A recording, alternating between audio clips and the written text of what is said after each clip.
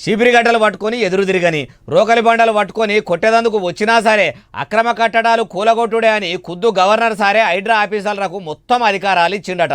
ప్రభుత్వ భూమిలో ఇండ్లు కట్టుకున్నారని తెలిస్తే చాలు పడగొట్టుండ్రని గట్టిగా చెప్పిండట. ఎన్ని కూలగొడతారో ఏం కథనో అంతా తెలుసుకుందాం పరి. ఏడేడ ఎన్ని చెరువులు చెరబట్టి ఇండ్లు లాబట్టిండ్రో, ఎన్ని బఫర్ జోన్లల్లో బంగ్లాలు కట్టుకుండ్రో, ఎన్ని ప్రభుత్వ భూములను కబ్జా పెట్టి భవంతులు విల్లాలు నిర్మించుకుండ్రో అన్ని తెలుసుకొని భూముల రికార్డులన్నీ తీయాలన్నట.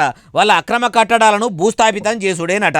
కోర్టేమో స్టే ఉండంగా ఎట్లా కూలగొడతారని హైడ్రా ఆఫీసర్లను సొట్లబెట్టుడు.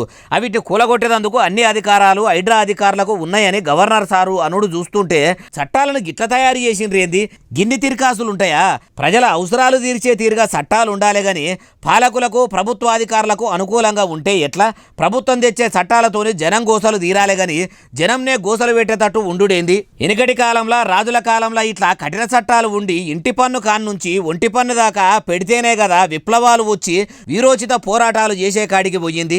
ప్రజలు తిరగబడితే మంటా అనుకుంటా అప్పటి ప్రభుత్వాలే మళ్ళా కానూన్లు మార్చి కామన్ పబ్లిక్ కు అక్కెరకొచ్చేటట్టు పాలనగిరి చేసిండ్రు.